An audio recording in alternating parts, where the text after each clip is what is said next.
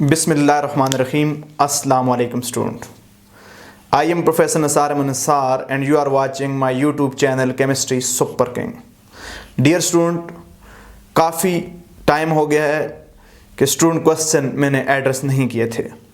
आज काफ़ी सारी वीडियो के कमेंट सेक्शन से मैंने क्वेश्चन पिक किए हैं, उनको एड्रेस करूँगा। अगर किसी स्टूडेंट का कोई क्वेश्चन रह गया हो तो वो आज की वीडियो के कमेंट सेक्शन में अपना क्वेश्चन कर लीजिएगा। अब हर संडे को इस पे बात हुआ करेगी। तो स्टूडेंट, सबसे पहला क्वेश्चन मैंने लिया है, क्वेश्चन किया है महमूद गजनवी, मेरे रेगुलर व्यूअर हैं। क्वेश्चन उनका ये था कि सर हाइपर कॉन्जुगेशन को इजीली हम कैसे आइडेंटिफाई कर सकते हैं। तो मैं थोड़ी सी इस पे बात कर लेता हूँ। हाइपर कॉन्जुगेशन का कॉन्सेप्ट R.S. मिलीकान ने 1939 में डिस्क्राइब किया। R.M. मिलीकान ने 1939 में हाइपर कॉन्जुगेशन का कॉन्सेप्ट डिस्क्राइब किया। हाइपर का मतलब होता है इंटेंस, हाइपर कॉन्जुगेशन का मतलब है इंटेंस कॉन्जुगेशन। अब स्टूडेंट, अगर मैं इसको डिफाइन करना चाहूं तो hyper conjugation is the delocalization of sigma electron in a system. Delocalization of sigma electron in a system is called hyperconjugation. It is also called no bond resonance. इसको no bond resonance कहते हैं। Student, hyper conjugation को हम कैसे identify करेंगे, मैं आपको बहुत ही शॉर्ट ट्रिक्स सिखाऊंगा। लेकिन इससे पहले हाइपर कॉन्जुगेशन की कंडीशन क्या है। हाइपर कॉन्जुगेशन की 3 कंडीशंस हैं। पहली कंडीशन क्या है कि हाइपर कॉन्जुगेशन कब हो सकती है, जब sp3 हाइब्रिड कार्बन अटैच हो विथ कार्बोकैटाइन विद अल्कीन, यानी alkyne mean doubly bonded carbon with free radical, उस वक्त आपके पास हाइपर कॉन्जुगेशन हो सकती है। For example student, CH3CH2 positive, अब ये कार्बोकैटाइन है। अब मेरे पास ये कार्बोकैटाइन है, इसके साथ sp3 हाइब्रिडाइज्ड कार्बन अटैच है, यहां पे हाइपर कॉन्जुगेशन हो सकती है। अब स्टूडेंट, मेरे पास ऐसा हो सकता है CH3CH डबल बॉन्ड CH2। अब स्टूडेंट, यहां पे हाइपर कॉन्जुगेशन हो सकती है।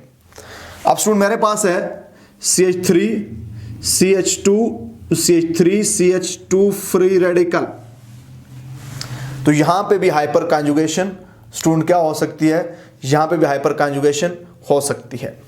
हाइपर कॉन्जुगेशन होने के लिए sp3 हाइब्रिड कार्बन अटैच होना चाहिए कार्बोकैटाइन के साथ, डबली बॉन्डेड कार्बन के साथ या फ्री रेडिकल के साथ। अब हम कैसे पहचान सकते हैं कि हाइपर कॉन्जुगेशन हमारे पास कितनी स्ट्रक्चर देगी। स्टूडेंट, बहुत ही सिंपल बात है, जो कार्बोकैटाइन के साथ कार्बन अटैच है उसको अल्फा कार्बन कहते हैं। कार्बोकैटाइन के साथ या डबली बॉन्डेड कार्बन के साथ या फ्री रेडिकल वाले कार्बन के साथ जो डायरेक्ट कार्बन अटैच हैं उन पे कितने हाइड्रोजन हैं, उतनी स्ट्रक्चर होंगी। अब इस केस में 1 2 3 का हाइड्रोजन अटैच है तो इसकी 3 स्ट्रक्चर्स होंगी। ये 3 स्ट्रक्चर देगा, ये 3 हाइपर कॉन्जुगेटेड स्ट्रक्चर देगा। यानी यहां पे हम लिख सकते हैं क्या होगा, ये वाला बॉन्ड हमारे पास यहाँ पे डीलोकलाइज हो जाएगा, इधर नेगेटिव चार्ज आएगा, इस पे पॉजिटिव चार्ज आएगा, ये नेगेटिव और पॉजिटिव मिलकर बॉन्ड बना देंगे, ऐसी स्ट्रक्चर हो जाएगी CH2 डबल बॉन्ड CH2 और H पे पॉजिटिव। इसी तरह ये वाला प्रोटॉन भी यही काम कर सकता है, ये वाला प्रोटॉन भी यही काम कर सकता है। इससे 3 हाइपर कॉन्जुगेटेड स्ट्रक्चर बन सकती हैं। अब स्टूडेंट, मैं अगर आपको एक और एग्जांपल से समझाने की कोशिश करूं, मेरे पास कंपाउंड है CH3 डबल बॉन्ड CH2। अब स्टूडेंट देखें, ये डबली बॉन्डेड कार्बन है, ये भी डबली बॉन्डेड कार्बन है। डबली बॉन्डेड कार्बन के साथ यहां पे कितने कार्बन है, 2 कार्बन डायरेक्ट अटैच हैं, इन दोनों को अल्फा कार्बन कहेंगे। अब इधर कितने हाइड्रोजन है, 3, इधर कितने हाइड्रोजन है, 3। अल्फा कार्बन पे 6 हाइड्रोजन है, तो ये वाला कंपाउंड हमारे पास 6 हाइपर कॉन्जुगेटेड स्ट्रक्चर देगा, 6 हाइपर कॉन्जुगेटेड स्ट्रक्चर देगा। Let I have another example. मेरे पास CH3 CH2 CH double bond CH3, ये मेरे पास कंपाउंड है। मैं देखना चाहता हूं कि ये कितनी हाइपर कॉन्जुगेटेड स्ट्रक्चर देगा। स्टूडेंट, ये डबली बॉन्डेड कार्बन है, ये भी अल्फा कार्बन है, ये भी अल्फा कार्बन है। अब अल्फा कार्बन पे जितने हाइड्रोजन हुए और वो अल्फा कार्बन sp3 हाइब्रिडाइज होना चाहिए। यहाँ पे कितने हाइड्रोजन है? 2। यहाँ पे कितने हाइड्रोजन है? 3। तो ये 5 हाइपर कॉन्जुगेटेड स्ट्रक्चर देगा, ये 5 हाइपर कॉन्जुगेटेड स्ट्रक्चर देगा। स्टूडेंट हमारे सेकंड ईयर में डिटेल में आएगी स्टेबिलिटी ऑफ अल्कीन, वहां पे आपका नंबर ऑफ ट्रैक समझाऊंगा इंशाल्लाह, कोई इशू नहीं है। तो महमूद गजनवी, आपको आपके सवाल का जवाब मिल जाना चाहिए, किस तरह हम शॉर्टकट ट्रिक के साथ बता सकेंगे कि कितनी हाइपर कॉन्जुगेटेड स्ट्रक्चर होनी चाहिए। हाइपर कॉन्जुगेशन कहां कहां पे हो सकती है? sp3 हाइब्रिडाइज कार्बन अटैच हो with carbocation, with alkyne, with free radical. अब यहां पे अगर मैं देखूं, इस केस में देखूं तो स्टूडेंट ये जो फ्री रेडिकल कार्बन है इसके साथ अल्फा कार्बन है, उसके ऊपर 3 हाइड्रोजन है, तो ये 3 हाइपर कॉन्जुगेटेड स्ट्रक्चर दे सकता है। उम्मीद है कि महमूद गजनवी आपको अपने सवाल का जवाब मिल गया होगा। कमेंट सेक्शन के अंदर बताइएगा कि आप आया सेटिस्फाई हुए या नहीं हुए। नेक्स्ट क्वेश्चन पूछा है किंजा खान ने। किंजा खान का क्वेश्चन है कि सर sp3d और dsp3 हाइब्रिडाइजेशन में क्या फर्क है? किंजा खान, थोड़ा सा इसमें फर्क है। हमारे पास dsp3 का मतलब है एक d ऑर्बिटल, एक s orbital, 3 p orbital. sp3d का भी यही मतलब है, एक d, एक s, 3 p ऑर्बिटल। लेकिन जब कभी लिखा हुआ है dsp3, इसका मतलब होता है कि जिस शेल का s सब शेल है, जिस शेल का p सब शेल है, ये दोनों बराबर होंगे। अगर 4s है 4p है तो d से कम होना चाहिए। जब d s और p सब शेल के मुकाबले में इनर शेल का हो तो d पहले लिखा करते हैं, इसको लिखते हैं dsp3। यानी अगर यहां पे s और p 4 है तो d3 होगा। जब d हमारे पास sp3 के बाद लिखा जाए, इसका मतलब ये होता है कि d, s और p सारे सेम शेल के हैं, यानी 4s, 4p और 4d। इस तरह का प्रॉब्लम हमें आता है कॉम्प्लेक्सेस के अंदर, सेंट्रल मेटल एटम की हाइब्रिडाइजेशन के अंदर। वहां पे 2 तरह के कॉम्प्लेक्स होते हैं, एक को हम कहते हैं inner orbital complex. Inner orbital complex में d सब शेल जो हुआ करता है वो s और p से एक कम शेल का हुआ करता है। जबकि एक होता है outer orbital complex. Outer orbital complex में d सब शेल वही उसी शेल को होता है जिसके s और p के होते हैं। तो मैं इसको समरी इस तरह कर लेता हूं कि when d orbital is of lower shell as compared to s and p orbital, then designation लिखी जाती है dsp3। अगर d ऑर्बिटल उसी शेल को हो जिसका s और p ऑर्बिटल है तो फिर डिजिग्नेशन लिखी जाती है, फिर इसको डिजाइन किया जाता है, इसको रिप्रेजेंट किया जाता है sp3d। उम्मीद है किंजा खान आपको अपने सवाल का जवाब मिला होगा। कमेंट सेक्शन के अंदर फीडबैक दीजिएगा। नेक्स्ट मेरे पास क्वेश्चन पूछा है, रजिया बीबी ने ये क्वेश्चन पूछा है कि एवलांची इफेक्ट या एवलांच इफेक्ट क्या होता है? रजिया बीबी, एवलांच इफेक्ट क्या होता है? Sudden increase in electric current of some non conducting और semi conducting material is called avalanche effect. ये हमने न्यूक्लियर डिटेक्टर में पढ़ा है। न्यूक्लियर डिटेक्टर में क्या होता था, जब न्यूक्लियर रेडिएशन डिटेक्टर में पास होती थी तो वो फिलर गैस को आयनाइज करती थी। अगर वोल्टेज कम हो तो फिलर गैस से जो आयन बनते थे सिर्फ इलेक्ट्रोड तक वही पहुंचते थे। लेकिन अगर वोल्टेज हम एक खास वैल्यू से इंक्रीज कर दें तो फिर क्या होता था, यानी जिसको हमने नाम दिया था जीएम काउंटर। जब जीएम काउंटर में वोल्टेज पहुंचती थी, वोल्टेज बहुत ज्यादा होती थी, जो न्यूक्लियर रेडिएशन से आयन प्रोड्यूस होते थे, इलेक्ट्रॉन को बहुत ज्यादा वेलोसिटी मिल जाती थी due to very strong electrode potential across the electrode. वो इलेक्ट्रॉन फिलर गैस को स्ट्राइक करके उसको आयोनाइज करते थे, सेकेंडरी आयन प्रोड्यूस होते थे, सेकेंडरी आयन से फिर और आयन प्रोड्यूस होते थे। इस तरह बहुत ज्यादा आयोनाइजेशन चेन रिएक्शन हो जाता था, इससे कंडक्शन बहुत ज्यादा इंक्रीज हो जाती थी। इसी को हमने नाम दिया था, किसका नाम दिया था? Avalanche effect. उम्मीद है रजिया बीबी आपको अपने सवाल का जवाब मिला होगा। नेक्स्ट क्वेश्चन पूछा है अलविना रशीद ने। क्वेश्चन आया है कि alcohol used with argon to avoid photo emission only absorb photo electron, why? अलविना, शायद आपने ये वीडियो सही तरीके से नहीं सुनी। अगर आप इसको दोबारा सुने तो आपको अपने सवाल का जवाब मिलेगा। यहाँ पे बात क्या हुई थी? यहाँ पे बात ये हुई थी कि जब सेकेंडरी आयोनाइजेशन होती है तो क्या हुआ करता है, जो इलेक्ट्रॉन प्रोड्यूस होते हैं उनकी तादाद ज़्यादा होती है, वो इलेक्ट्रॉन स्ट्राइक करते हैं, वो इलेक्ट्रॉन स्ट्राइक करते हैं, किसके साथ स्ट्राइक करते हैं? वो इलेक्ट्रॉन स्ट्राइक करेंगे गैस मॉलिक्यूल्स के साथ, या वो स्ट्राइक कर सकते हैं गैस मॉलिक्यूल के साथ, एटमों के साथ, उनके एटमों के इलेक्ट्रॉनों को एक्साइट कर सकते हैं, या वो इलेक्ट्रॉन जब बहुत ज़्यादा होंगे तो वो इलेक्ट्रॉन जब पॉजिटिव आयन गेन करेंगे तो उसके दौरान क्या निकलेगा? फोटॉन निकलेगा। अब ये फोटॉन बेसिकली क्या कर सकेगा? ये photon inner wall of cylinder को स्ट्राइक करके वहां से इलेक्ट्रॉन एमिट कर सकता है। अल्कोहल का फंक्शन इस फोटॉन को एब्जॉर्ब करना है, इलेक्ट्रॉन को एब्जॉर्ब नहीं करना। अल्कोहल का या मीथेन का फंक्शन है इन फोटॉन को एब्जॉर्ब करना, ताकि ये photon inner wall of cylinder को स्ट्राइक करके वहां से इलेक्ट्रॉन एमिट ना कर सकें, जिसको हम फोटो इलेक्ट्रिक एमिशन कहते हैं। यानी ये फोटो इलेक्ट्रिक एमिशन को रोकने के लिए फोटॉन, वो फोटॉन जो हाई स्पीड इलेक्ट्रॉन जब फिलर गैस के एटमों को एक्साइट करते हैं उस दौरान प्रोड्यूस होते हैं, या जब इलेक्ट्रॉन पॉजिटिव आयन, जब इलेक्ट्रॉन सर्किट से वापस आते हैं, पॉजिटिव आयन उन्हें गेन करते हैं, उस दौरान जो फोटॉन एमिट होते हैं, उन फोटॉनों को एब्जॉर्ब करने के लिए अल्कोहल या मीथेन यूज की जाती है। उम्मीद है कि अलविना रशीद आपको अपने सवाल का जवाब मिला होगा। अगर आप ये वीडियो देख रहे हैं तो आपने कमेंट सेक्शन में मुझे इसका फीडबैक देना है। नेक्स्ट क्वेश्चन आया वसीम अब्बास का क्वेश्चन है कि वेस्पर थ्योरी में लोन पेयर क्यों लिखा जाता है? तो लोन पेयर इसलिए लिखा जाता है कि दो लोन पेयर होते हैं।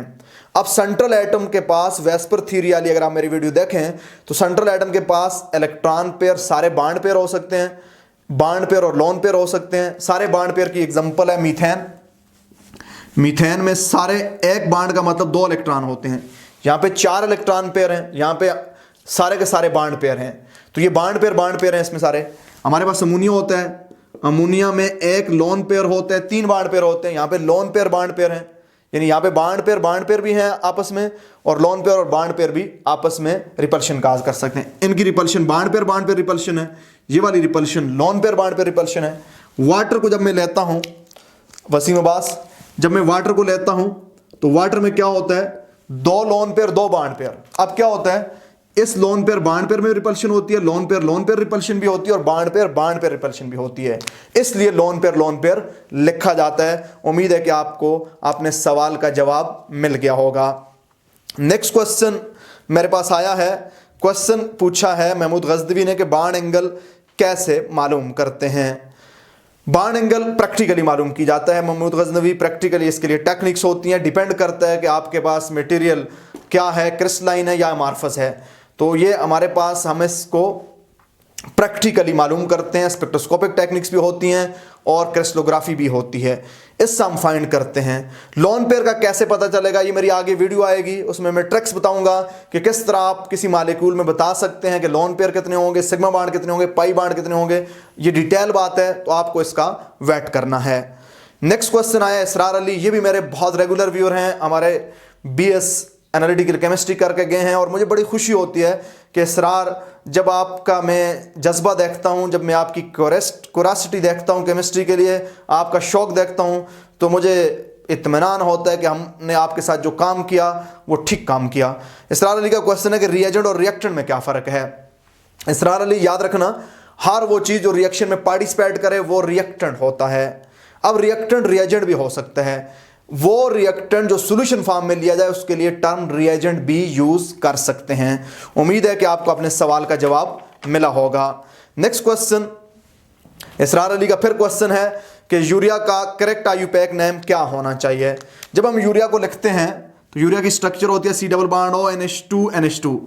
तो इसरार अली, बेसिकली ये अमाइड है, अमाइनो मिथेनामाइड इसका करेक्ट नाम होना चाहिए। डिफरेंट नाम इसके लिखे हुए हैं, जिस तरह आपने खुद भी मेंशन किया, वो एक्सेप्टेबल हैं। कार्बोमाइड एक नाम एक्सेप्टेबल है, यानी इसके डिफरेंट नेम एक्सेप्टेबल हैं। जिस तरह आपने कहा कि डाइएमिनो मीथानल नाम लिखा हुआ है, तो इसका मोस्ट अप्रोप्रिएट नाम जो होना चाहिए अमाइनो मिथेनामाइड इसका नाम होना चाहिए। नेक्स्ट क्वेश्चन आया है, क्वेश्चन पूछा है मुआज खान ने कि एक ग्रुप में मौजूद तमाम अनासर का स्पिन क्वांटम नंबर सेम होगा। मुआज खान, ये डिपेंड करेगा कि आप कौन से इलेक्ट्रॉन की बात करते हैं। अगर आप वैलेंस इलेक्ट्रॉन की बात करते हैं, तो चूंकि वैलेंस इलेक्ट्रॉन, हमारे पास जो वैलेंस इलेक्ट्रॉन होता है किसी भी एक ग्रुप के एलिमेंट का, वो सेम ऑर्बिटल के अंदर होता है, तादाद भी सेम होती है, तो फिर उसका स्पिन क्वांटम नंबर सेम होने के मैक्सिमम चांसेस होते हैं। चूंकि फॉर एग्जांपल हम फर्स्ट ग्रुप की बात करें तो फर्स्ट ग्रुप का वैलेंस शेल के अंदर जो इलेक्ट्रॉन होता है वो एक होता है, यानी इसके अंदर एक होता है। एक इलेक्ट्रॉन के पास डबल प्रोबेबिलिटी है कि वो क्लॉकवाइज भी हो सकता है और एंटी क्लॉकवाइज भी हो सकता है। तो इसलिए हमारे पास ये बहुत ही हार्ड एंड फास्ट रूल नहीं है कि हर हाल में सेम ही होना चाहिए, मैक्सिमम चांसेस हैं कि सेम होगा। नेक्स्ट क्वेश्चन आया है खिजर ने क्वेश्चन किया है जी। क्वेश्चन क्या है, इसका न्यूमेरिकल दिया हुआ है, how many oxygen atom are present in 278 gram of hydrated ferrous sulphate. Hydrated ferrous sulphate के 278 ग्राम के अंदर कितने ऑक्सीजन एटम होंगे। तो खिजर आपका क्वेश्चन को मैं थोड़ा सा सॉल्व कर देता हूं, बोर्ड पे थोड़ा सा इसको मैं इसका सॉल्यूशन कर देता हूं कि ये किस तरह हम सॉल्व करेंगे, आपको इंशाल्लाह इसकी ट्रिक समझ आ जाएगी। तो इस पे बात करते हैं जी। How many oxygen atom are present in 278 gram of ferrous sulphate, hydrated ferrous sulphate. Hydrated का मतलब है FeSO4 into 7 molecule of water. जब स्टूडेंट हम इसका मोलर मास निकालते हैं, कैसे निकालेंगे, 56 आयरन को हो गया, 32 हमारे पास सल्फर को हो गया, 64 हमारे पास किसको हो गया, 64 हमारे पास ऑक्सीजन को हो गया। अब देखें, अगर हमें वाटर का पता नहीं है तो हमने क्या करना है, हमें पता नहीं है, उसने हाइड्रेटेड का लफ्ज़ यूज़ किया हुआ है, कितने वाटर हमें नहीं पता, मोलर मास उसने दिया हुआ 278, हमने बाकियों को जमा कर देना है। जब इन बाकियों को जमा करेंगे 12 बन गया और एक यहाँ पे कैरी हो गया 6 6 12 और 152 बन गया। अब 152 को 278 से माइनस करें तो ये स्टूडेंट 126 बन गया। 126 को 18 पे डिवाइड करें, ये मेरे पास 7 बन गया। तो वाटर मॉलिक्यूल क्या है, 7 है। क्योंकि मोलर मास उसने दिया हुआ है, क्या मोलर मास दिया हुआ है, 278 ग्राम दिए हुए हैं, उसमें से बाकियों को माइनस कर दिया हमने, बाकियों के मास को माइनस किया तो 126 बना। 126 को हमने 18 से डिवाइड किया, 7 बना, यानी 7 वाटर मॉलिक्यूल हैं। अब स्टूडेंट ये एक मोल है, जरा गौर करना, इस एक मोल में कितने मोल ऑक्सीजन है, 278 ग्राम बेसिकली एक मोल है फेरस सल्फेट हेप्टाहाइड्रेट का। तो 7 ऑक्सीजन ये हैं, 4 ऑक्सीजन ये हैं, एक मोल में 11 मोल ऑक्सीजन है। तो 11 मोल ऑक्सीजन है तो नंबर ऑफ ऑक्सीजन आइटम क्या होंगे, mole into Avogadro number n to atomicity. Mole कितने हैं, 1, 278 ग्राम 1 मोल है, एवोगाड्रो नंबर होता है 6.02 into 10⁻23, n to atomicity oxygen की 11 है। जरा गौर करना स्टूडेंट, मैं क्या करूंगा जी, मैं 11 को मल्टीप्लाई करूंगा 6 के साथ, तो ये मेरा आंसर बनेगा तकरीबन 6.6 इंटू 10⁻66 इंटू 10⁻24। लेकिन हमारा ऑप्शन इस तरह नहीं है, तो हमने इस डेसिमल को यहाँ पे लेना है, 6.6 इंटू 10⁻23 इंटू 10। अब स्टूडेंट एक और मैं आपको शॉर्टकट बता सकता हूँ कि ये एक मोल है, एक मोल में 11 मोल ऑक्सीजन है, तो ये वैल्यू नहीं हो सकती, ये तो एक मोल के लिए, ये वैल्यू एक मोल से भी कम के लिए, ये वैल्यू भी एक मोल से कम के लिए। हम कैलकुलेशन ना भी करें तो हमारा ऑप्शन ये बनता है। तो जिस स्टूडेंट ने ये क्वेश्चन पूछा था, उम्मीद है कि आपको अपने सवाल का जवाब मिल चुका होगा। नेक्स्ट मेरे पास क्वेश्चन आया है, क्वेश्चन पूछा है ताहिर अली ने। क्वेश्चन ये है कि जब सोल्यूट और सॉल्वेंट की मिकदार बराबर हो तो हमें कैसे पता चलेगा सोलबिलिटी क्या है। ताहिर अली, हमें हर सॉल्वेंट की सोलबिलिटी का पता होता है। जब कोई ऐसा सॉल्वेंट हो, कोई ऐसी दो चीज़ों को मिक्स की हो, हमें उनकी सोलबिलिटी पता होती है, वो पहले से मालूम की हुई होती है। नहीं तो हमें लादा से मालूम करेंगे, उतना ही सॉल्वेंट लेकर उसकी सोलबिलिटी मालूम करेंगे, उतना ही दूसरा जो कंपोनेंट है उसकी सोलबिलिटी मालूम करेंगे। जब दो कंपोनेंट की मिकदार बराबर हो तो जिसकी सोलबिलिटी ज़्यादा होगी वो सॉल्वेंट होगा। अब हमें कैसे पता है सोलबिलिटी किसकी ज़्यादा है, जितने भी कॉमन नॉन सॉल्वेंट हैं उनकी सोलबिलिटी मालूम की जा चुकी है, मालूम हुई है, तो आप इससे आप अंदाज़ा करते हैं जी। फिर नेक्स्ट क्वेश्चन ताहिर अली का क्वेश्चन है कि प्रैक्टिकली हम सॉल्यूशन को कंपोनेंट में कैसे कन्वर्ट कर सकते हैं। तो ये कंपोनेंट को प्रैक्टिकली नहीं कन्वर्ट किया जाता, ये थ्योरेटिकली कैलकुलेट किया जाता है। फॉर एग्जांपल मेरे पास 90 ग्राम 90 ग्राम मेरे पास सोलूट है या सॉल्वेंट है और 30 ग्राम सोलूट है, तो ये मेरे पास 120 ग्राम हो गए। अब स्टूडेंट मैं क्या करूंगा, मैं 120 ग्राम में 90 ग्राम हमारे पास किसके हैं, सॉल्वेंट के हैं, तो मेरे पास 100 में से कितने होंगे, 100 में से कितने होंगे, इसको हम कैलकुलेट करके करेंगे। तो फिर जितने 100 में कंपोनेंट होते हैं उसे परसेंटेज कंपोजिशन कहते हैं। तो इसको हम प्रैक्टिकली इस तरह नहीं कर सकते, सोल्यूशन बनाया उसको एक कंपोनेंट लदा किया, दूसरा लदा किया, तीसरा किया, ये कैलकुलेशन की बेस पे होता है। अब अगला आपका इस सवाल है, आपका सवाल ये है कि वेट बाय वॉल्यूम में टेम्परेचर के साथ कंसंट्रेशन कैसे कम होती है। तो वेट बाय वॉल्यूम के साथ कंसंट्रेशन, अगर वेट बाय वॉल्यूम में क्या रिलेशन है, वॉल्यूम ज्यादा होगा कंसंट्रेशन कम होगी, टेम्परेचर ज्यादा करने से वॉल्यूम ज्यादा होगा, क्योंकि वॉल्यूम और टेम्परेचर में क्या है, डायरेक्ट रिलेशन है।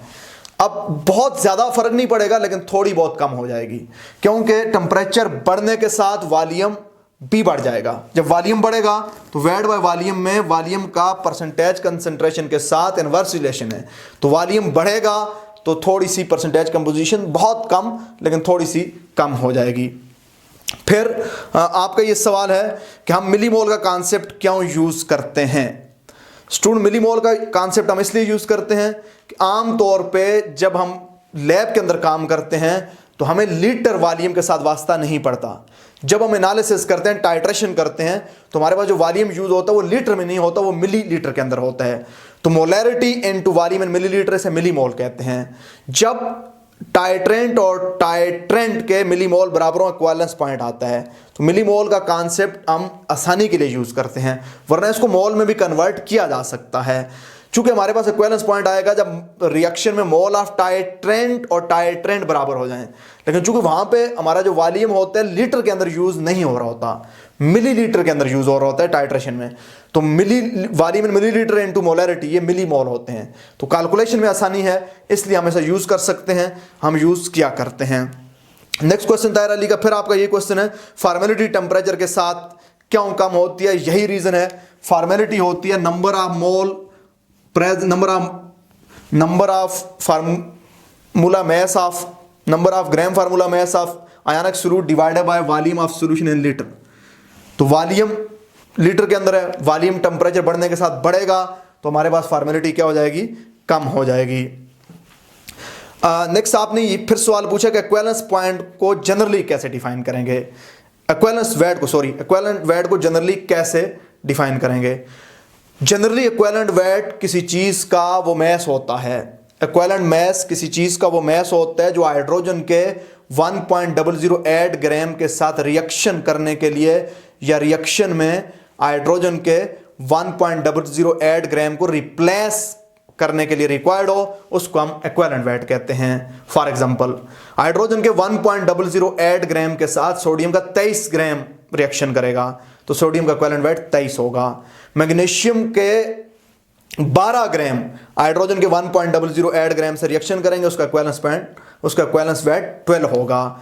सो इक्विवेलेंट वेट को हम डिफाइन जनरली ऐसे करते हैं, mass of substance required to react with 1.008 gram of hydrogen or which is required to replace 1.008 gram of hydrogen in a reaction, उस हम इक्विवेलेंस वेट कहते हैं।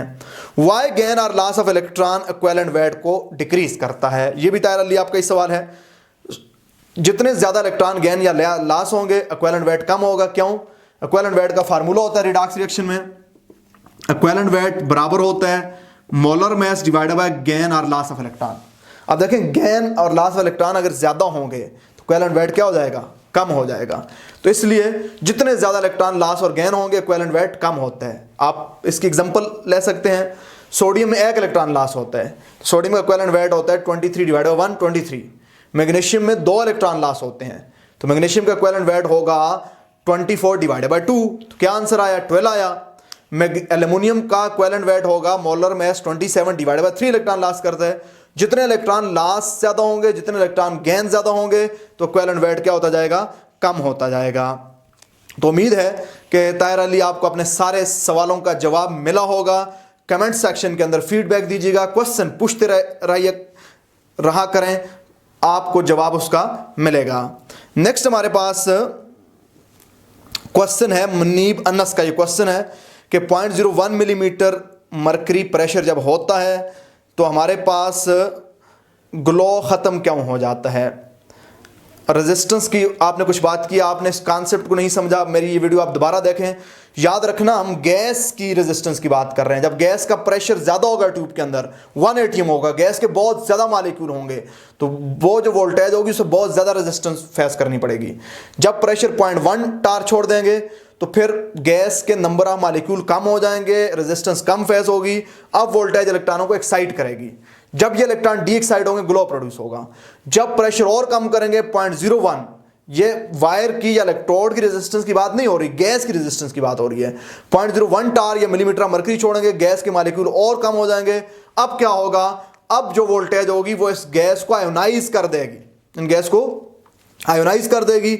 जब गैस आयोनाइज होगी तो फिर ग्लो प्रोड्यूस नहीं होगा, वो इनविजिबल रेज प्रोड्यूस होंगी जिनको कैथोड रेज कहते हैं। आप मुनीब अनस मेरी डिस्कवरी ऑफ इलेक्ट्रॉन वाली वीडियो जरा गौर से दोबारा देखें, आपका सवाल उसके अंदर क्लियर हो जाएगा। नेक्स्ट क्वेश्चन पूछा है महमूद गजनवी ने कि कैथोड रेज के पाथ में अगर लाइट व्हील रखा जाए तो वो रोटेट होता है, इसको कैथोड रेज रोटेट करती हैं या मोमेंटम। तो Mahmud Ghaznavi momentum cathode rays का ही होता है। मोमेंटम मटेरियल पार्टिकल को होता है जिसका मैस और वेलोसिटी हो। बेसिकली कैथोड रेज ही उसे रोटेट करती हैं अपने मोमेंटम की वजह से। तो रेज के बगैर मटेरियलिस्ट चीज़ का तो मोमेंटम नहीं हो सकता। यानी जब रेज प्रोड्यूस होंगी उन रेज का मैस भी होता है और उनकी वेलोसिटी भी है। हमने मैस पढ़ा है कितना होता है, इलेक्ट्रॉन का मैस कितना होता है 9.1 × 10⁻31 और वेलोसिटी बोर वेलोसिटी भी हमने पढ़ी है। तो मोमेंटम बेसिकली कैथोड रे का ही होगा, कैथोड रे ही उसे रोटेट करेंगे और उसी का मोमेंटम होगा। उम्मीद है कि आपको अपने सवाल का जवाब मिला होगा। नेक्स्ट क्वेश्चन है महमूद अरसलान ने क्वेश्चन पूछा है कि what is mean by titration. Titration का क्या मतलब है। टाइट्रेशन ऐसी एनालिटिकल टेक्निक है, क्लासिकल टेक्निक है जिसमें हम स्टैंडर्ड सॉल्यूशन यूज करके, स्टैंडर्ड सॉल्यूशन ब्यूरोड में यूज करके कॉनिकल फ्लास्क में एनालाइट की कंसंट्रेशन फाइंड करते हैं। ऐसी टेक्निक को हम टाइट्रेशन कहते हैं। यानी technique in which amount or concentration of analyte is determined using standard solution in the bureau। इसमें हम क्या करते हैं, बेसिकली हमें स्टैंडर्ड सॉल्यूशन की मोलैरिटी पता होती है, स्टैंडर्ड सॉल्यूशन का वॉल्यूम हम ब्यूरो से फाइंड कर देते हैं, एनालाइट का वॉल्यूम हम कॉनिकल फ्लास्क में खुद डालते हैं, M1 V1 = M2 V2 फार्मूले से हम इसकी मोलैरिटी फाइंड कर सकते हैं। नेक्स्ट क्वेश्चन पूछा है, किसी स्टूडेंट ने क्वेश्चन पूछा है, मेरे MCQ से एक पॉइंट उठाया, आप बिल्कुल ठीक कह रहे हैं student. 4 to mass ratio of proton यानी पॉजिटिव आयन की वैल्यू आपने उठाई है। 4 to mass ratio of proton 9.54 × 10⁻1 milligram, ये मैंने लिखा हुआ है। इसके बाद गलती से लिखा गया 954, हालांकि ये होना चाहिए था 95.4, चूंकि इस 10 को जब इससे मल्टीप्लाई करेंगे 95.4 होना चाहिए था, गलती से 95.4 लिखा गया है। तो इसको आप करेक्ट कर लें, ये टाइपोग्राफिकल मिस्टेक है। यहां तक कैलकुलेशन आई हुई है, यहां पे आप खुद भी समझ सकते हैं गलती से लिखा गया है। और फिर इस वाली वैल्यू को यूज करके अगला MCQ सॉल्व किया गया है। तो आपने इस वैल्यू को यूज करके जब MCQ सॉल्व करेंगे तो आपका ऑप्शन नन बन जाएगा। तो ये छोटी सी करेक्शन है, इट्स वेरी गुड स्टूडेंट, गलती के चांस ऑलवेज होते हैं। मैंने कमेंट सेक्शन के अंदर भी उसी वक्त इसको मेंशन कर दिया था कि ये गलती से यहाँ तक कैलकुलेशन हम लेकर आए हैं, तो इधर मैंने इसको 100 के साथ मल्टीप्लाई करके ये समझ लिया था, यहाँ तक हमने ठीक कैलकुलेशन की हुई है। 95.4 के बजाय 954 हमने लिखा हुआ है। और अगले MCQs में फिर हमने ये वैल्यू यूज करके कैलकुलेशन की हुई है। तो आप ये वैल्यू यूज करके कैलकुलेशन करेंगे तो ये बहुत ही फ्रैक्शन ऑफ सेकंड में बात हो जाती है। टोपोग्राफिकल मिस्टेक है, यस इट्स गुड कि आपने इंडिकेट कर दी। अब स्टूडेंट में अगले सवाल पे बात करता हूं। मोहम्मद नमान ने क्वेश्चन पूछा है जी कि बीटा पार्टिकल किन एलिमेंट से एमिट होता है।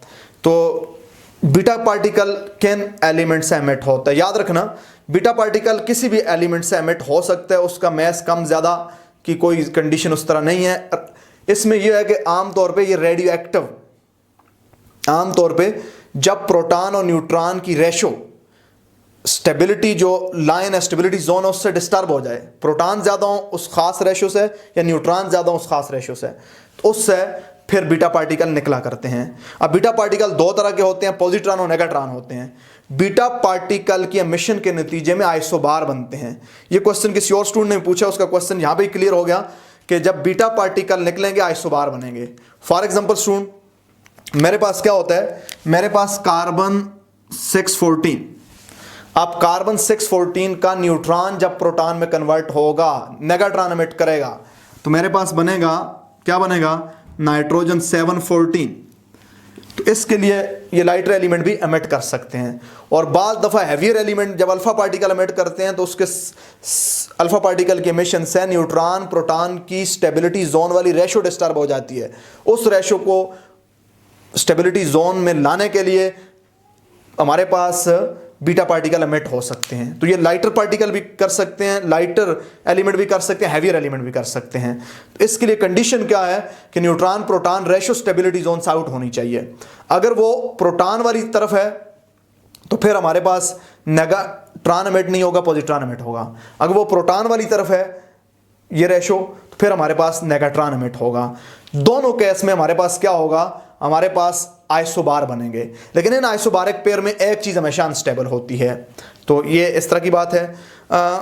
नेक्स्ट पूछा हुआ है, sir alpha beta B gamma rays के साथ एमिट होते हैं? नहीं, गैमा रेज के साथ तो एमिट नहीं होते। गैमा रेज अलबत्ता अल्फा बीटा पार्टिकल के साथ एमिट होती हैं। गैमा रेज क्या होती हैं कि न्यूक्लियाई हाई एनर्जी में होता है और उस हाई एनर्जी को लोअर एनर्जी में लाने के लिए, उस न्यूक्लियस को हायर एनर्जी से लोअर एनर्जी मिलाने के लिए, स्टेबिलिटी मिलाने के लिए गैमा रेज एमिट होती हैं। आमतौर पे ऐसा होता है कि जब अल्फा या बीटा पार्टिकल एमिट होते हैं तो सम टाइम न्यूक्लियाई की एनर्जी ज़्यादा होती है और फिर वो गैमा रेज एमिट करके स्टेबिलिटी गेन करता है। नुमान, उम्मीद है कि आपको अपने सवाल की समझ आई होगी। नेक्स्ट क्वेश्चन है अरूबा राहत ने ये क्वेश्चन पूछा है कि प्राइमरी स्टैंडर्ड और स्टैंडर्ड सॉल्यूशन में क्या फ़र्क है? प्राइमरी स्टैंडर्ड और स्टैंडर्ड सॉल्यूशन में क्या फ़र्क है? अरूबा रात, प्राइमरी स्टैंडर्ड आपके पास उसकी कुछ करैक्टरिस्टिक्स हैं, प्राइमरी एंड सेकेंडरी स्टैंडर्ड भी मेरी वीडियो है, जबकि स्टैंडर्ड सॉल्यूशन प्राइमरी स्टैंडर्ड से भी बन सकता है, सेकेंडरी स्टैंडर्ड से भी बन सकता है। प्राइमरी स्टैंडर्ड हमारे पास क्या होता है कि ऐसे केमिकल जिनकी नॉन प्योरिटी हो, जिनकी कुछ करैक्टरिस्टिक्स हैं कि उनकी एनवायरनमेंट का उनके ऊपर इफेक्ट ना हो, उनका मोलर मास ज़्यादा होना चाहिए, वो हाइग्रोस्कोपिक ना हो, थर्मली स्टेबल हो, टेम्परेचर के साथ चेंज ना हो, तो वो प्राइमरी स्टैंडर्ड होते हैं। प्राइमरी और सेकेंडरी स्टैंडर्ड वाली मेरी वीडियो आपने केयरफुली देखें, आपको क्लियर हो जाएगा। स्टैंडर्ड सॉल्यूशन प्राइमरी स्टैंडर्ड से भी बन सकता है, सेकेंडरी स्टैंडर्ड से बन सकता है। सेकेंडरी स्टैंडर्ड से डायरेक्ट आप स्टैंडर्ड सॉल्यूशन नहीं बना सकते। सेकेंडरी स्टैंडर्ड से पहले आप रफली नॉन कंसंट्रेशन का सॉल्यूशन बनाएंगे, उसकी एग्जैक्ट कंसंट्रेशन टाइट्रेशन से विद प्राइमरी स्टैंडर्ड फाइंड करेंगे। तो स्टैंडर्ड सॉल्यूशन ऐसा होता है सॉल्यूशन ऑफ नॉन कंसंट्रेशन, जबकि प्राइमरी स्टैंडर्ड ऐसे केमिकल होते हैं जो सर्टन हाई प्योरिटी के केमिकल होते हैं, या आप इसको इस तरह भी कह सकते हैं कि ऐसे केमिकल जिनसे स्टैंडर्ड सॉल्यूशन डायरेक्टली उनको सॉल्वेंट में डिसॉल्व करने पे बनाया जा सके, उन्हें हम प्राइमरी स्टैंडर्ड कह सकते हैं। For example sodium carbonate is what primary standard, वो प्राइमरी स्टैंडर्ड हमारे पास। For example benzoic acid is primary standard, oxalic acid is primary standard. Next question पूछा है जी कि ये क्वेश्चन पूछा है ताहिर अली ने कि कांस्टेंट बॉइलिंग HCl कैसे प्राइमरी स्टैंडर्ड हो सकता है? ताहिर अली, आमतौर पे HCl हमारे पास गैस होती है, उसको हमने वाटर में डिसॉल्व किया होता है, तो उसकी प्योरिटी का पता नहीं होता कितने परसेंट प्योरिटी है। मैक्सिमम इसकी प्योरिटी 37% हो सकती है, यानी जब यह खास एक ही टेम्परेचर पे बॉयल करे, इसका बॉइलिंग पॉइंट चेंज ना हो, इसकी वेपर और लिक्विड की कंसंट्रेशन ड्यूरिंग डिस्टिलेशन चेंज ना हो, तो फिर ये बिहेव करता है एज ए प्योर कंपाउंड। तो फिर इसको कांस्टेंट बॉइलिंग HCl चूंकि बिहेव करता है एज ए प्योर कंपाउंड की तरह बिहेव करता है, इसलिए इसको हम यूज कर सकते हैं एज ए प्राइमरी स्टैंडर्ड।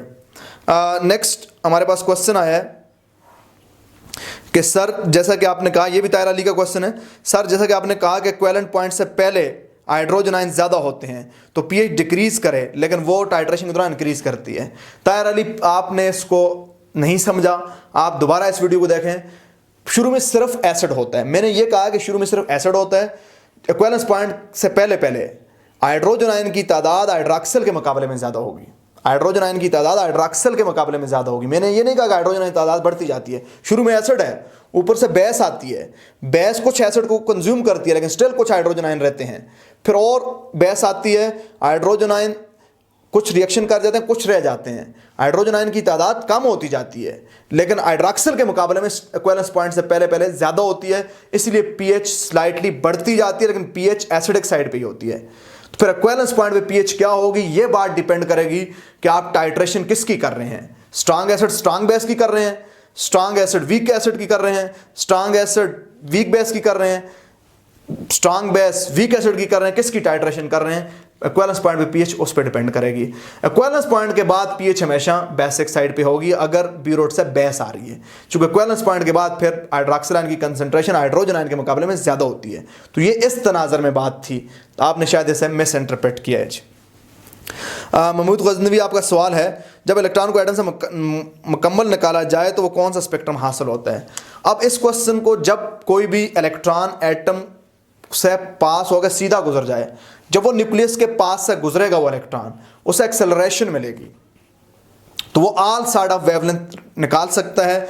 जब कोई इलेक्ट्रॉन किसी एटम को स्ट्राइक करके गुजर जाए, उससे इलेक्ट्रॉन ना निकाल सके, सीधा निकल जाए, वो न्यूक्लियस के पास से जब गुजरेगा उस पर एक्सेलरेशन लगेगा, वो फिर जो एनर्जी निकालेगा तो वो कंटिन्यूस स्पेक्ट्रम दिया करता है, फिर वो कंटिन्यूस स्पेक्ट्रम दिया करता है। ताहिर अली का एक और सवाल है कि इस सवाल का जवाब मैंने कमेंट सेक्शन में दे भी दिया था कि जिस तरह एक मोल स्ट्रांग एसिड मुकम्मल रिएक्शन करता है, क्या एक मोल स्ट्रांग वीक एसिड भी मुकम्मल रिएक्शन करता है बेस के साथ। यस, रिएक्शन और चीज़ है, आयोनाइजेशन और चीज़ है, तो वो रिएक्शन मुकम्मल करता है। एक मोल वीक एसिड स्ट्रांग बेस के साथ मुकम्मल रिएक्शन करता है। अवैस अहमद का नेक्स्ट क्वेश्चन है, क्या इक्विवेलेंस पॉइंट पे हम साल्ट की concentration milli equivalent of acid divided by total volume लिख सकते हैं। यस, आप लिख सकते हैं, क्योंकि इक्विवेलेंस पॉइंट पे क्या होता है, लेट्स सपोज मैं अगर आपके लिए एक रिएक्शन लिखूं, इक्विवेलेंस पॉइंट पे क्या होता है, मेरे पास let's suppose student sodium hydroxide है प्लस HCl है, इससे बनेगा सोडियम क्लोराइड प्लस वाटर। तो इक्विवेलेंस पॉइंट पे क्या होता है, जितना हमारे पास बेस है उतना ही एसिड, जितने मिलीमोल बेस के होते हैं उतने ही मिलीमोल एसिड की रिएक्शन करके उतने ही मिलीमोल किसके बनाते हैं, साल्ट के बनाते हैं। तो हम इसको लिख सकते हैं कि salt concentration equal to millimole of base divided total volume, millimole of acid divided by total volume. चूंकि इक्विवेलेंस पॉइंट पे दोनों के मिलीमोल बराबर कंज्यूम हुए होते हैं, तो यस आप ऐसा कर सकते हैं। नेक्स्ट क्वेश्चन महमूद गजनवी ने पूछा कि सर एक्स रेज की वेव नंबर के हिसाब से रेंज क्या है। तो महमूद गजनवी बड़ी आसान सी बात है, आपको वेव लेंथ का पता है क्या रेंज है, तो आप उसको वेव नंबर में कन्वर्ट कर दें। वेव लेंथ की रेंज आपको पता है, उसको आपने मीटर में कन्वर्ट कर देनी है, तो फिर वेव नंबर क्या होगा, वेव नंबर होगा 1/λ। तो आप इसको इस फार्मूले से कन्वर्ट कर दें, आपका आंसर आ जाएगा कि कहां से कहां तक होनी चाहिए।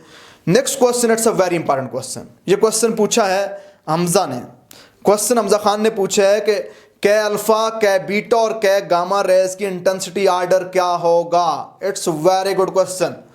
हमजा, मैंने बताया था कि कै गामा की एनर्जी ज्यादा होती है कै बीटा से, कै बीटा की एनर्जी ज्यादा होती है कै अल्फा से। इंटेंसिटी ऑर्डर इसका उलट होता है, याद रखना। इंटेंसिटी ऑर्डर क्या होता है, नंबर ऑफ फोटॉन प्रोड्यूस।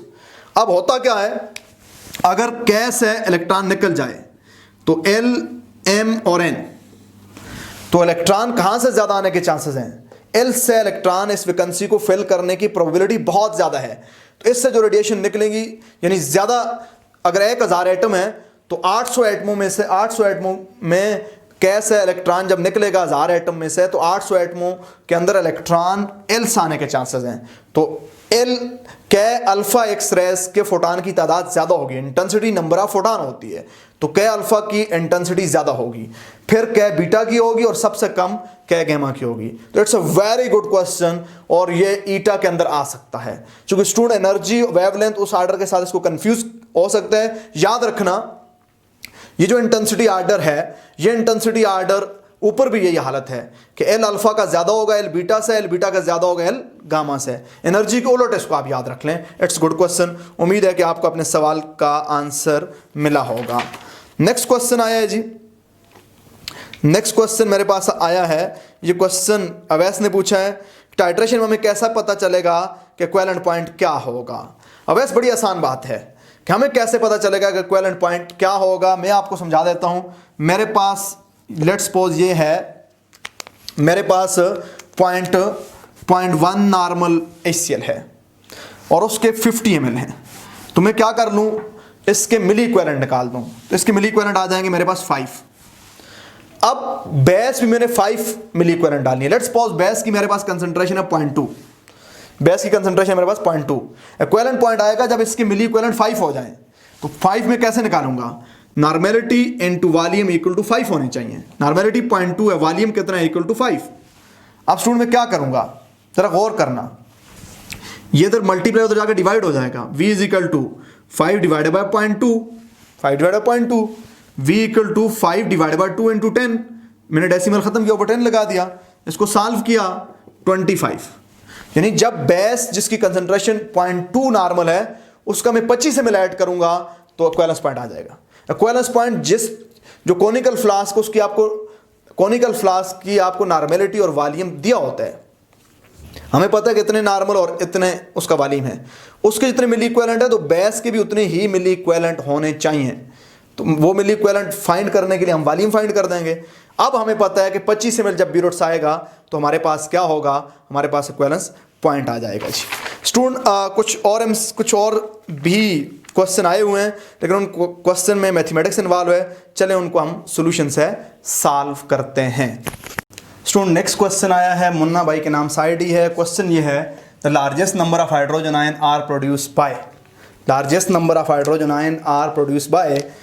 तो याद रखना स्टूडेंट, हाइड्रोजन आयन कंसंट्रेशन का फार्मूला होता है concentration of acid into basicity. अब पहला हमारा ऑप्शन है 0.12 मोल ऑफ HCl। HCl में एक हाइड्रोजन आयन एक्टिव है तो इसकी बेसिसिटी 1 है, तो इसके हाइड्रोजन आयन आ जाएंगे 0.102 मल्टीप्लाई बाय 1, 0.102 हाइड्रोजन आयन आ जाएंगे। दूसरा हमारे पास है 0.051 मोल ऑफ सल्फ्यूरिक एसिड। तो स्टूडेंट सल्फ्यूरिक एसिड की एसिडिटी बेसिसिटी 2 है, तो सल्फ्यूरिक एसिड में हाइड्रोजन आयन की कंसंट्रेशन क्या हो जाएगी? 0.051 मल्टीप्लाई बाय 2, 0.102। इसी तरह हमारे पास है 0.0334 मोल ऑफ फास्फोरिक एसिड। तो स्टूडेंट फास्फोरिक एसिड की बेसिसिटी 3 है, 3 से मल्टीप्लाई करेंगे यही आंसर आएगा। तो इन सब में हाइड्रोजन आयन बराबर प्रोड्यूस होते हैं, all produce same hydrogen ion. चूंकि हाइड्रोजन आयन फाइंड करने का फार्मूला है एसिड कंसंट्रेशन इनटू बेसिसिटी, तो HCl की बेसिसिटी 1 है, सल्फ्यूरिक एसिड की 2 है, फास्फोरिक एसिड की 3 है। तो स्टूडेंट ख्याल करना, बाज दफ़ा यहाँ पे दिया होता है H3PO3, तो H3PO3 की बेसिसिटी 2 होती है, 3 नहीं होती। इसमें 2 हाइड्रोजन एक्टिव होते हैं। तो स्टूडेंट नेक्स्ट हमारा MCQ है, triad of nuclei that is isotonic.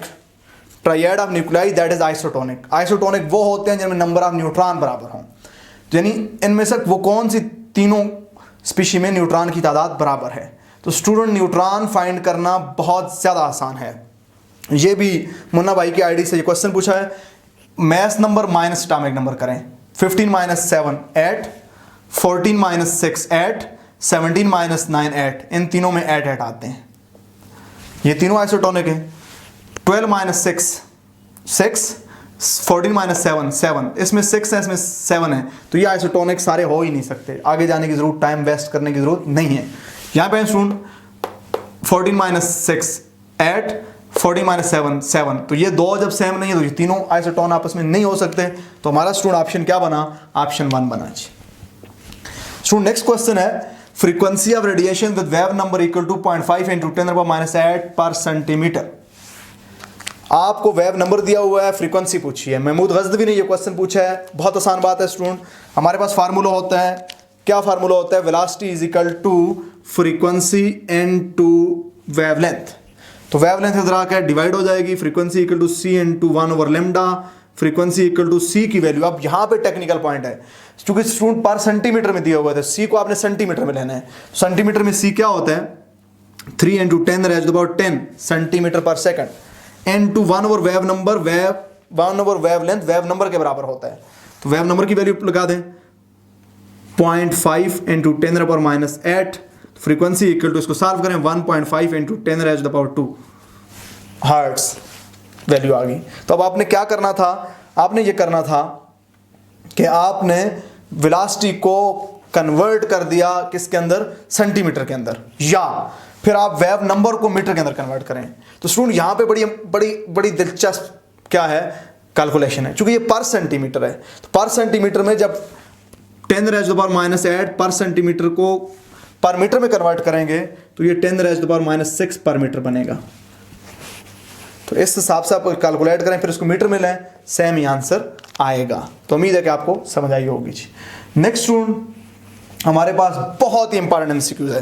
It's a very important MCQs, आज के तमाम क्वेश्चन में सबसे आला क्वेश्चन। ये क्वेश्चन पूछा है इनामुल्लाह ने। It is one of the best question, सबसे बेहतरीन क्वेश्चन है ये। क्वेश्चन क्या है, क्वेश्चन है what mass of HCl should be dissolved to obtain solution of 1 liter with pH 1। pH 1 solution हासिल करने के लिए HCl का कितना मैस होना चाहिए। स्टूडेंट ये क्वेश्चन मेजॉरिटी लोग सॉल्व नहीं कर सकते, इसमें बड़ी टेक्निक है। चूंकि मैं एनालिटिकल केमिस्ट हूं तो इसलिए मेरे लिए थोड़ा आसान है, अदरवाइज वेरी टेक्निकल एमसीक्यूज। आपने मैस निकालना है। मैस क्या है, मैस बराबर होता है molarity N2 molar mass N2 volume in litre. अब स्टूडेंट मैस आपने pH 1 का सॉल्यूशन बनाना है, तो pH 1 के लिए मोलैरिटी 0.1 होनी चाहिए। जो नेगेटिव लागा 0.1 1 के बराबर आएगा, तो 0.1 मोलैरिटी होनी चाहिए। Mass equal to molarity 0.1, molar mass होता है HCl का मोलर मैस होता है 36.5, लीटर 1 है, तो मैस इक्वल टू 3.65। तो अब आप सोच रहे होंगे सर ये कौन सी मुश्किल बात है इसमें, ये तो बड़ी आसान बात है, इसमें कौन सी मुश्किल बात है।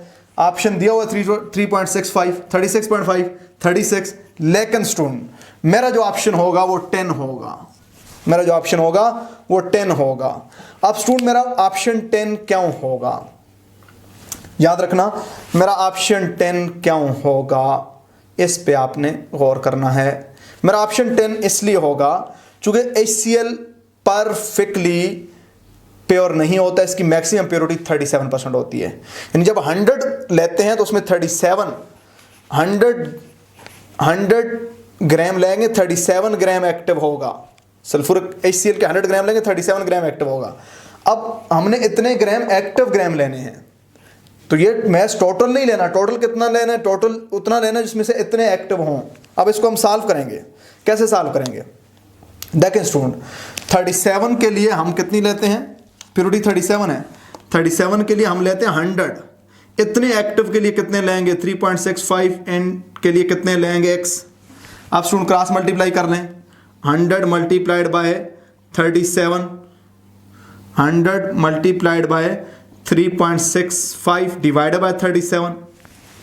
अब आपने क्या करना है कि 37 इतने हमारे पास एक्टिव HCl होने चाहिए। तो एक्टिव हमने कितना मैस लें कितने एक्टिव हो जाएं बीच में से, तो 37 एक्टिव के लिए 100 मैस लेते हैं, 3.65 के लिए कितना लेंगे x, क्रॉस मल्टीप्लाई कर लें, x multiply 37, 3.65 multiply 100, x equal to. अब स्टूडेंट देखें मैं क्या करूंगा, इसका डेसिमल यहाँ पे है, मैं इस डेसिमल को यहाँ पे शिफ्ट कर दूं, इधर से एक डेसिमल इधर शिफ्ट कर दूं। जितनी आप डेसिमल नॉमिनेटर में शिफ्ट करें उतने डिनोमिनेटर में शिफ्ट करें, कोई फर्क नहीं पड़ता। x equal to 10 into 3.65 divided by 3.7। अब स्टूडेंट जरा गौर करें, 3.65 और 3.7 ऑलमोस्ट क्या है, कंपेटेबल है, ऑलमोस्ट करीब है, ये कैंसिल हो जाएंगे, 9.9 समथिंग आंसर बनेगा। चूंकि ये थोड़ा सा इससे बड़ा है तो हमारे पास क्या आंसर बनेगा, हमारे पास 10 के करीब आंसर बनेगा। तो ये हमारा करेक्ट ऑप्शन है। It's a very important MCQs Anamulla, it's a very fine MCQs. Next question Anamulla ने पूछा है pH what will be the pH of halogen acid जिसकी कंसंट्रेशन है 10⁻⁻² मोलर, ये 50% आयोनाइजेबल है, 50% आयोनाइजेबल है। ऑप्शन उसने दिए हैं 2, ऑप्शन दिए हुए हैं 1.5, ऑप्शन दिए हुए हैं 2.3 और ऑप्शन दिया हुआ 1। अब ये क्वेश्चन ट्रिक से सॉल्व हो रहा है, याद रखना। अब इसकी डिटेल ट्रिक्स आपको वेट करना पड़ेगा जब मैं एसिड बेस वाले चैप्टर पे पहुंचूंगा। बहुत ज़्यादा डिटेल्स हैं इसमें, बीइंग एनालिटिकल केमिस्ट। यहाँ पे मैं आपको सिर्फ ट्रिक समझाता हूँ। देखें स्टूडेंट, अगर 10⁻⁻² मोलर एसिड होता और कंप्लीटली आयोनाइजेबल होता तो पीएच होती 2।